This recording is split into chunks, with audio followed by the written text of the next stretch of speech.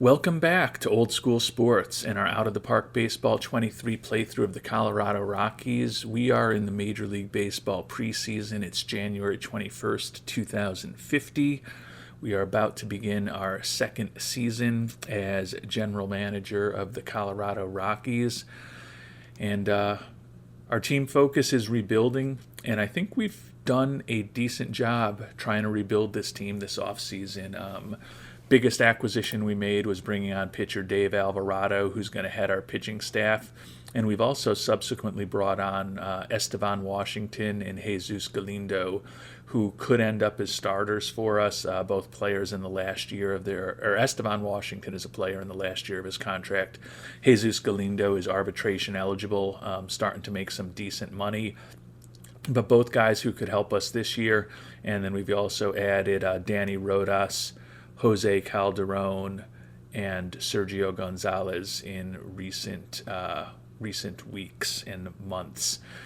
Lineup, not as big a difference in what we've done. Added a potential starting shortstop in Rogelio Terrazas, Danny Ruiz, who we think can be a super utility player for us.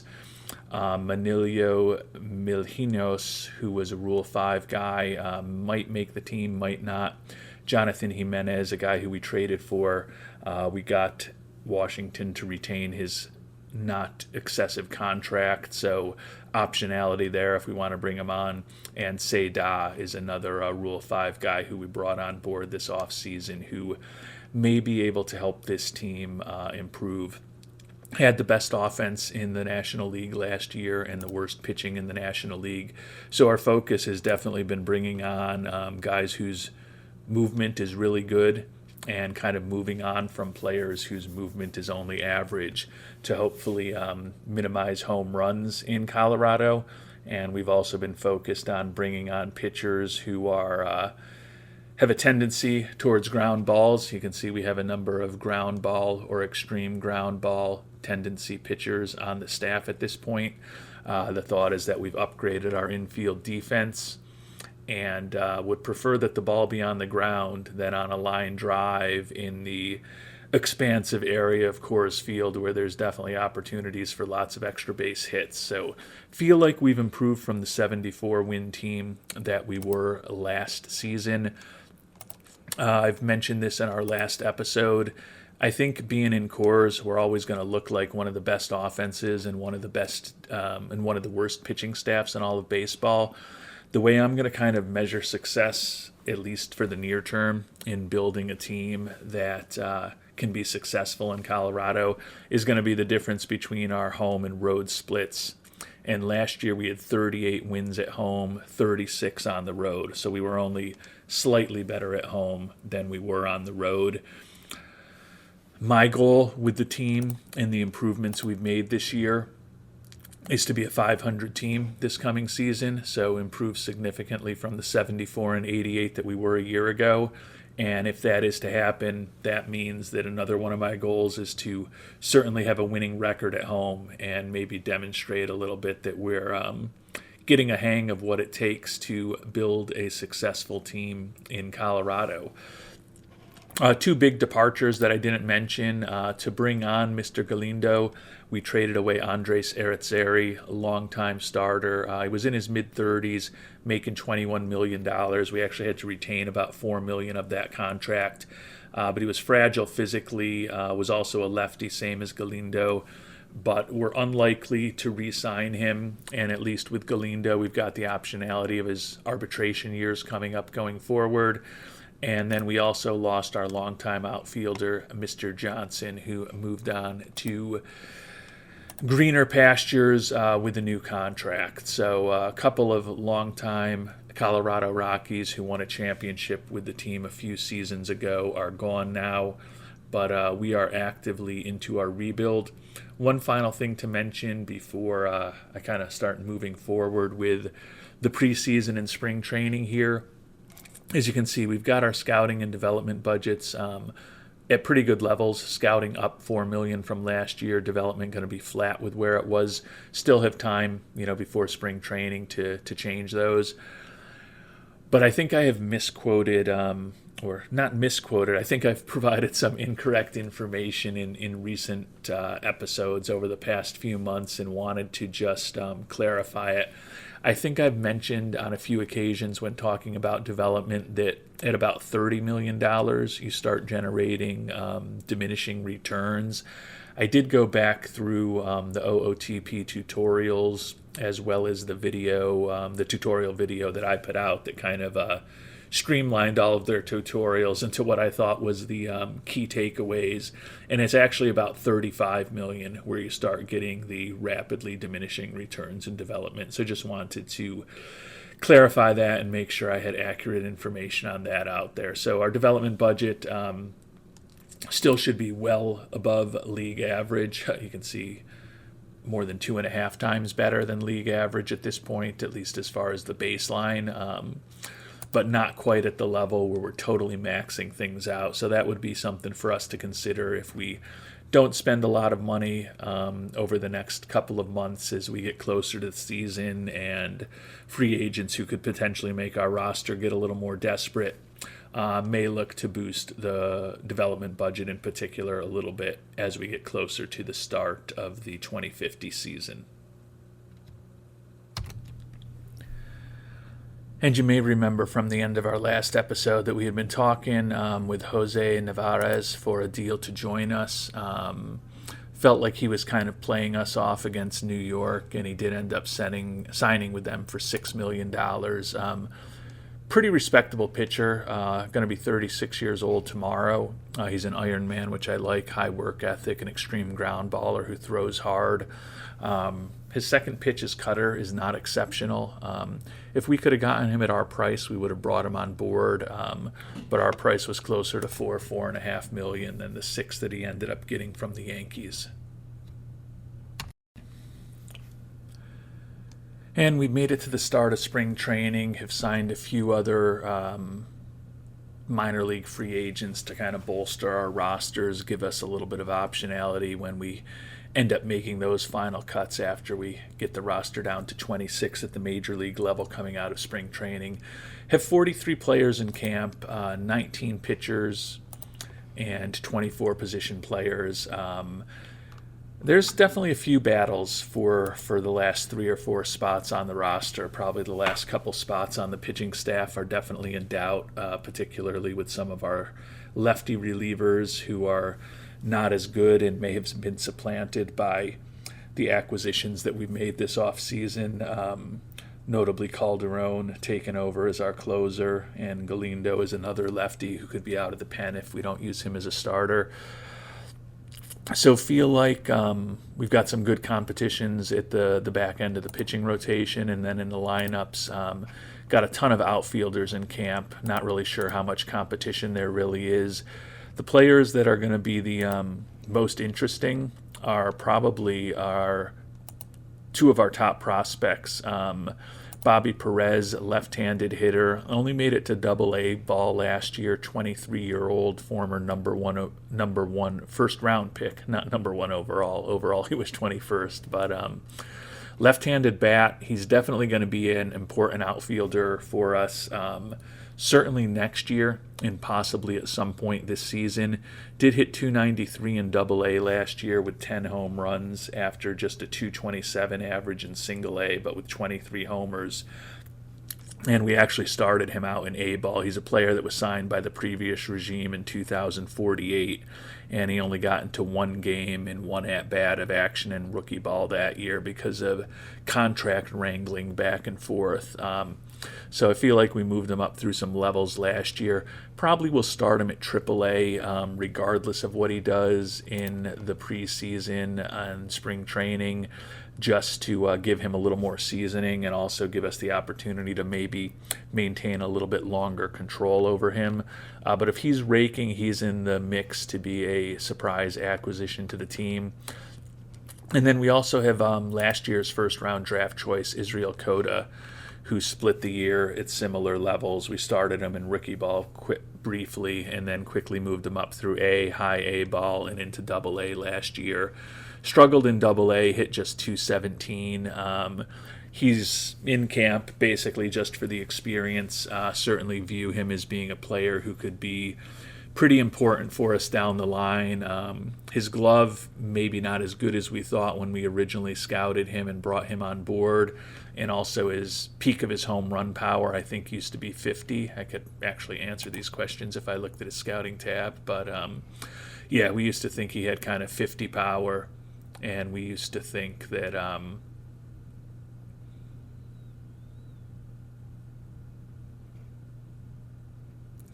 he had more contact potential also. So not looking quite as good as we maybe thought when we brought him on board, but still think that with that glove and a bat that could be at least useful and not embarrassing at the major league level, that he still has value for us going forward.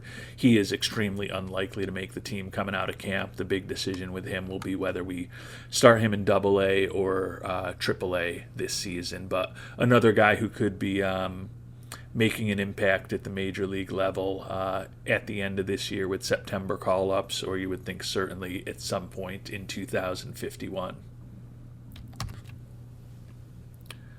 And we're headed into the final week of spring training now. Have had some guys banged up here and there, but no significant issues. And kind of looking at things now, everybody pretty healthy, so that is actually pretty positive. One thing I did forget to do, I had mentioned, I think back towards the start of the episode, that I was thinking about cranking up the development budget. We got to the beginning of spring training when I had my last opportunity to do that, and I forgot to do it ahead of the start of spring training. So still pleased with 22 million scouting and 32 million development, but with the money that we do have available, would have liked it to be a little higher in a perfect world. But as we know, the world is not perfect, so we will deal with the consequences and the fallout of that. But still feel like we should be well positioned to hopefully find some high potential players with our high scouting budget. And we also have the slider definitely focused on international right now, with hopefully a pretty good portion of amateur scouting too, given that we're going to have the third pick in the draft this year. And the development budget still probably one of the top ones in baseball. So hopefully the increased talent that we've been bringing onto our system, we're 12th now. I believe we were 18th when we took the team over, and maybe dipped to 19th last year. So the acquisition of Yoel Boyono in the international amateur free agency last year certainly helps. You can see our first round pick, Israel Cota, borderline top 100 prospect. Same with Bobby Perez, who we also talked about. Nick Moore, another right fielder. Haven't mentioned him as much. He's a guy who only played in high A ball last year, but was pretty productive there. Certainly will be starting the year in Double-A. Another bat who can help us down the line. And then Alex Ramirez and Cameron Miller are much further away from potentially helping with action in rookie ball last year. Hopefully can maybe get some of them up to A or high A at some point this season.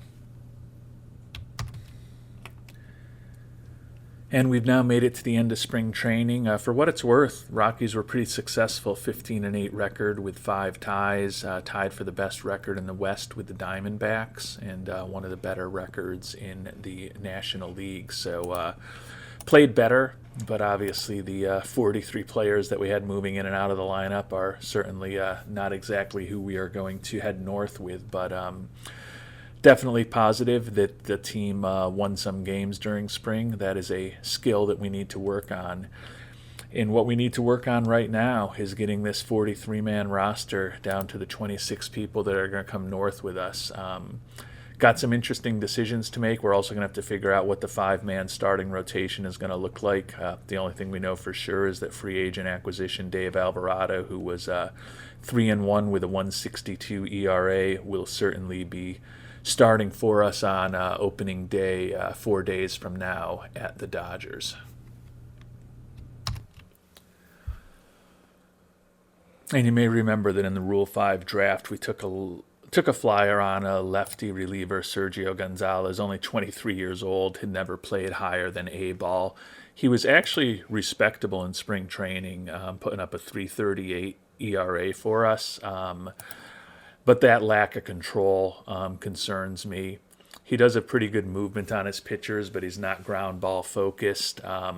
Just think it's too big a jump for him. So we are going to go ahead and release him back to the Dodgers, which gives us 15 pitchers. So we still have 2 final cuts to make. And the easiest of those 2 cuts is probably Jesus Aguirre. Picked him up in a trade last offseason. 27-year-old, but he's still got 2 option years left. Pretty generic right-handed reliever.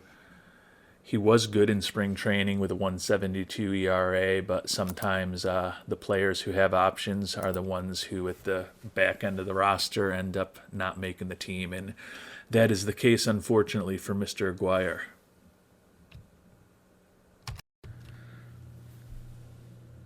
And we got a odd trade that we're thinking about here as we try to make our final roster move on the pitching staff. Thinking about trading away the left-hander Jose Kim, who we picked up in a trade with Toronto at the beginning of the offseason. His movement's only a little above average. He's not a ground ball focused pitcher. Just don't think he's going to be all that successful. And with the lefties that we did add to the bullpen this offseason, keeping him around is, I think, a little less urgent. Also we're trying to pick up catcher Demetrius Williams from the Twins, who has been their starting catcher most of the last couple years. He's fragile and he's making $9 million, and we view him as our backup. So we're trying to get them to keep as much of his salary as possible. But he's a nice upgrade defensively from our current backup catcher Ortiz, and also think he can, probably hit a couple home runs in Colorado. And since we're kind of targeting him as our backup, don't mind that he's fragile physically.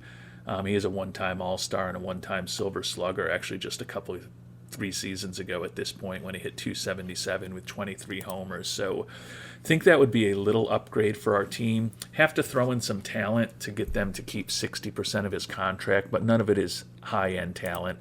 Mario Flores is a 18-year-old left fielder. Looks like he can hit the ball out of the park. Has good work ethic, but hit just $162 in his debut in rookie ball last year. Salvador Rivera, 22-year-old reliever, extreme fly baller without movement, not a big prospect. Ernesto Jimenez, he's young, another 18-year-old, but don't view him as being a big-time prospect. And then Michael Archer is just a veteran who's wrecked physically. We had picked him up about a year ago to kind of bolster our minor league system with his strong work ethic and adaptability and his perfectionist personality. Nice defensive outfielder, but certainly a guy that was not even in camp with us and really had no chance of making the major league team. So to be paying Demetrius Williams $3.6 million with the number that we have with the money that we have available, and the fact we're also getting Kim, who's going to be slated to make over $2 million off the books, we're only going to end up spending $1.5 million net.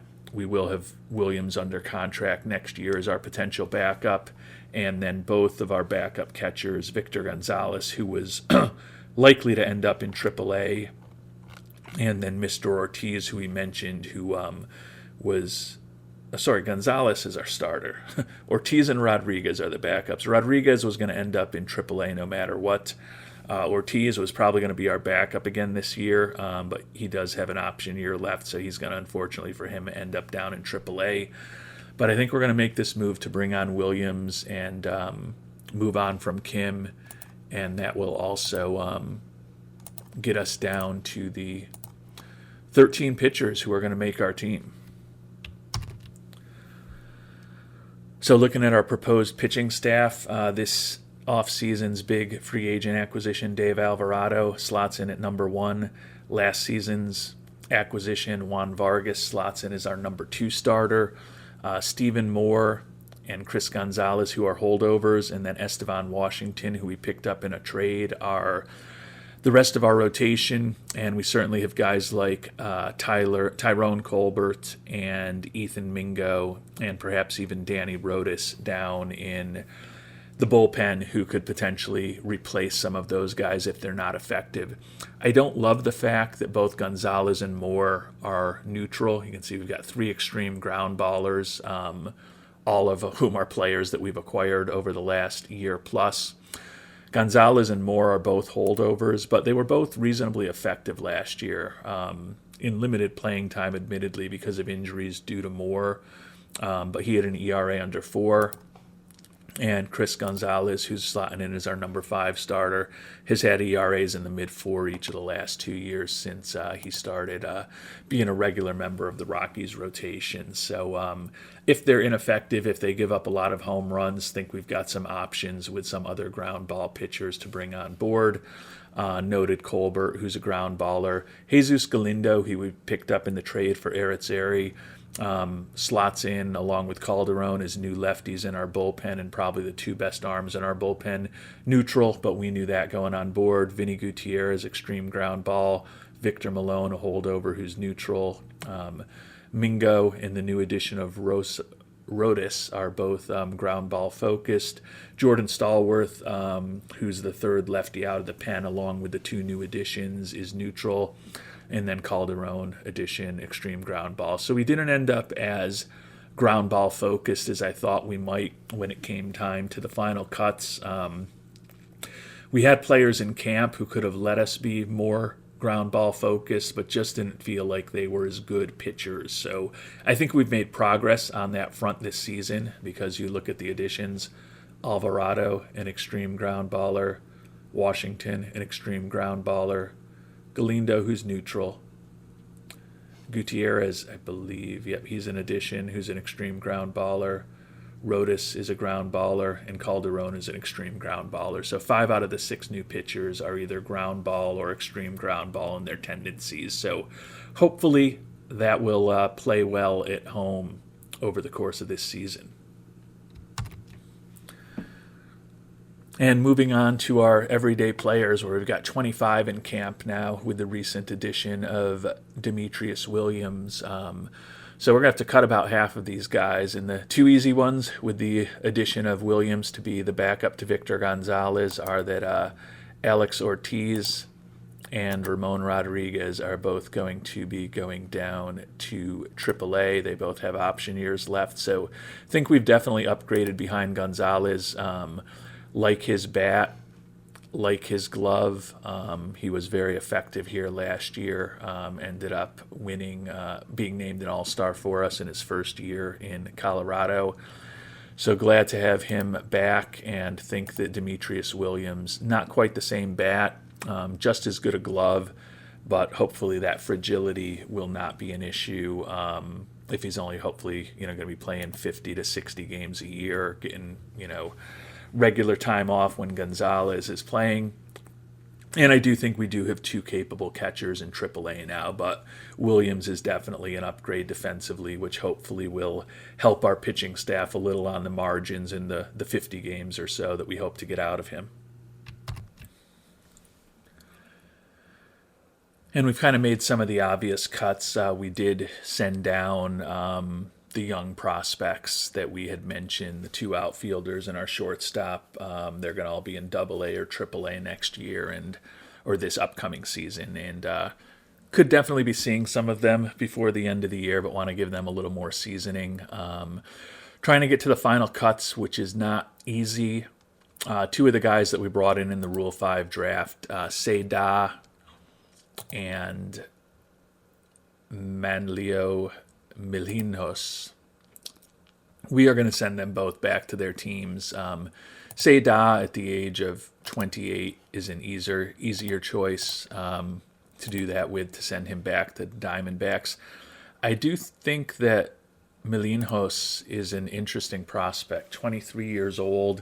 As we talked about when I picked him up in the Rule 5, I like his personality, and I really think this bat, with the strong contact and strong gap power and some speed, could play well in Coors Field, even though he doesn't have a ton of home run power. But I just don't think he's as good as some of the other options we have. There's also Jonathan Jimenez, though. Like his glove, like the fact that he's got some pop, he is more of a proven major league player. And we got the Nats to retain his entire contract, so we basically have him for free this season. And just kind of appreciate the potential power in that bat a little bit more. But I'm still going back. It's possible neither one of them will make the team. We are going to send Edgar Velasquez down. I think he's got this as his final option year, maybe. Oh, he's got 2 option years left. Good, solid infielder who's pretty versatile. We're going to continue training him to be as versatile as possible. And Albuquerque probably would be the first infielder up if we need somebody. But we're kind of settled now with 2 catchers with Gonzalez and Williams. Cohen at first, Castillo at second, Ortega at third, Terrazas at short, Marroquin and the new addition Ruiz as utility infielders. So at this point, it's a matter of between Jimenez, Milinhos, and Jose Brito figuring out which one of those outfielders we're going to keep and which 2 we're going to move on from.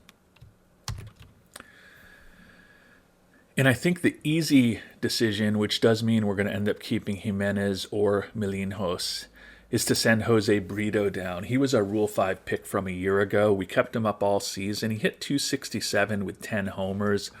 Real good personality. And I think as a 5th outfielder, I think he's kind of better than either of those guys.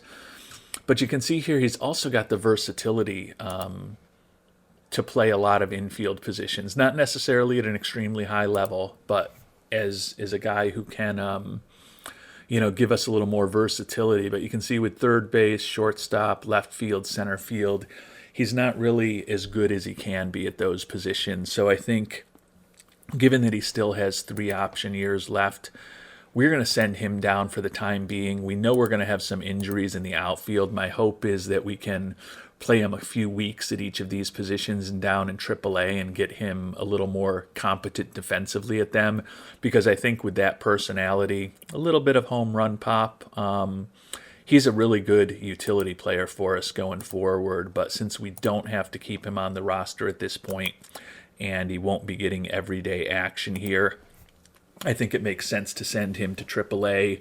And as I said, we're going to force start him at several of those positions for a week or 2 at a time. Very well could take more than that in some cases. I think left field, he'll get up the curve pretty quickly. Some of the others may take longer. But get him as versatile and as prepared defensively as he needs to be. And certainly with the fact that most of our outfielders are fragile or wrecked physically, no doubt that we'll be seeing more of him before next season. So now the final cut comes down to Jonathan Jimenez, 33-year-old veteran, bats left-handed,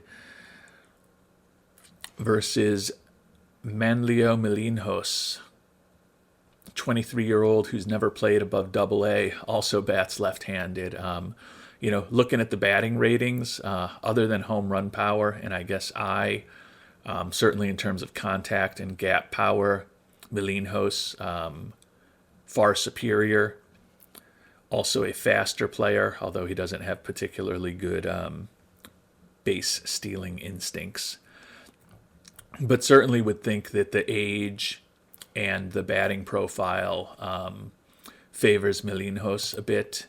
Looking at the fielding ratings or the defensive ratings, this is going to make it a little different. Jimenez is definitely a superior defensive outfielder.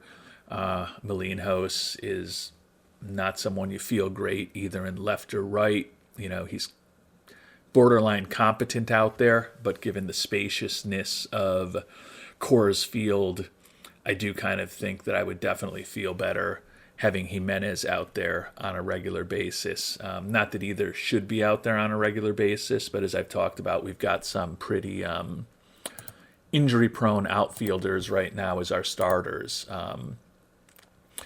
So Jimenez gives us the defense that we're looking for, and Jimenez is also a player who is a proven major league commodity at this point with a 110 OPS plus and a 110 WRC plus.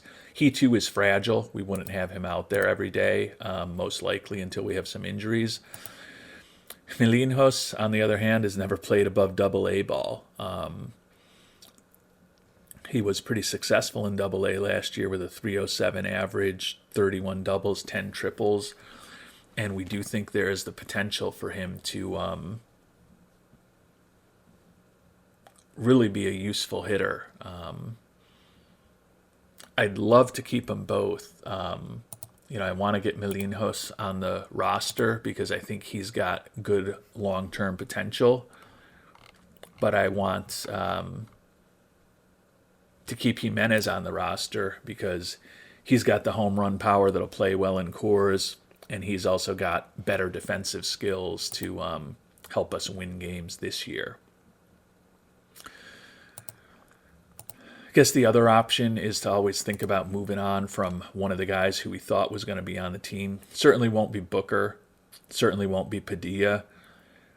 Nakahara is wrecked physically, but still think that bat could be interesting for us. You can see he only played 17 games last year, so we don't even have a good sense of what he can do in cores. Juan Gonzalez is wrecked physically, 28 years old.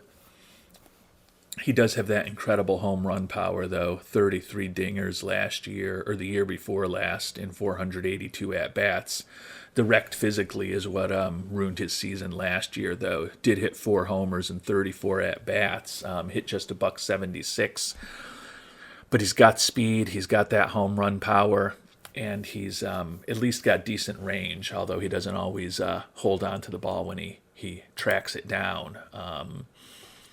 He's the guy that I'm most inclined to move on from.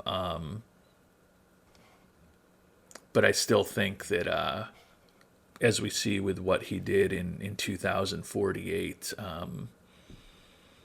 he can be a real interesting hitter. But moving on from him would, right now we've got Cohen at first base, who's a lefty. And then we've got Nakahara in left field and Booker in left field or DH or some combination with those two is the only other lefties. Could potentially have Jimenez or Milinhos on the bench.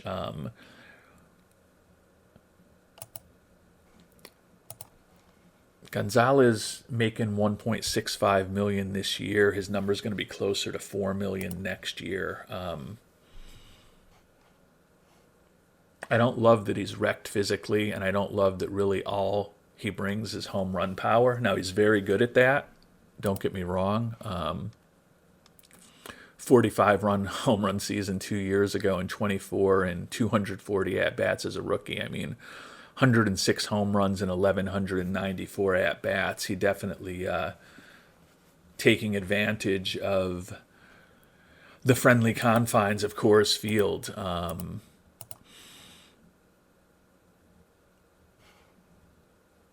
I'm going to at least see what we could get in a trade for him. I'm guessing it's not going to be overwhelming. It seems like a lot of mediocre talent that's, making good money. Reliever Billy Gonzalez here. Not great movement. Doesn't excite me. A few relievers from the Mets. No one that really thrills me. I didn't expect that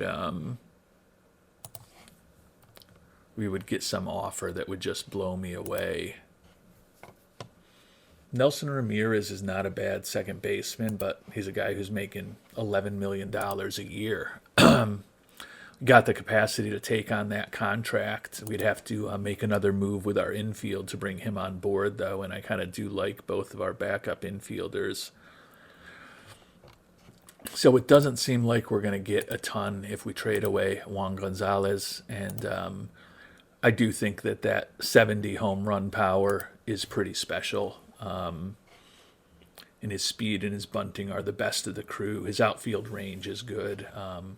He's going to definitely miss time. The hope is that he misses, 30 games like he did in 2048 rather than 150 games like he did with that busted kneecap last season. So I am kind of at the point where it's time to make a decision here between Mr. Jimenez and Mr. Milhinhos. And although I think I really appreciate the outfield range and the home run power of Mr. Jimenez, I think Milhinhos in that bat, in the fact that he's 10 years younger, I want to say this team is going to compete this year. I think we're more of a 500-ish type team. But I don't think whether we have Jonathan Jimenez or Manlio Milhinhos as our fifth outfielder is going to be a critical factor in whether we're a 90-win team or an 80-win team. And I do feel that although I don't love Manlio Milhinhos defensively, with that personality and that potential bat and that speed, he could be a really interesting extra base threat here in Colorado. So although I kind of started off this whole discussion about these final cuts thinking I was going to dump Milhinhos, we're actually going to dump Jimenez and see if we can perhaps get something for him, because he is basically free to whoever picks him up, with the fact that the Nationals kept his entire contract. And even with that case, you can see we'd have to take back a unpleasant contract in return. So it doesn't cost us anything to move on from him. I guess there's a slim chance he would accept a demotion to AAA. But obviously we've got to waive him first.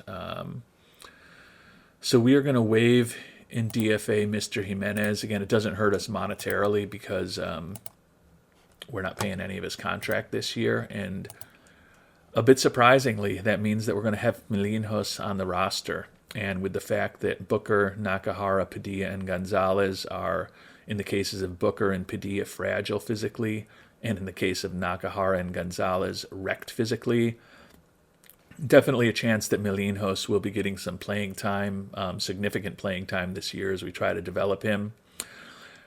Certainly could see the addition of Danny Ruiz, who is a very talented defensive player, can play pretty much anywhere in the infield, and he also has some pretty good outfield ratings. Could definitely see him filling in as a full-time player in the outfield when we inevitably have some injuries going forward. So we are down to a 26-man roster here 4 days before the season's going to start.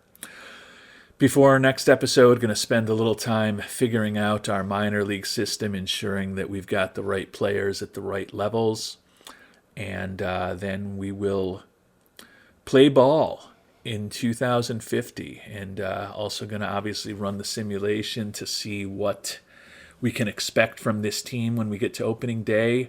With the improvements we made and the fact we were a 74-win team last year, I think 500 is a perfectly reasonable goal for us, and that's definitely going to be my goal. And ownership wants us to be close to that goal also. So we will start to see how we do in achieving our goal and ownership's goals in our next episode. Until then, thank you so much for watching, and hope you have a great day.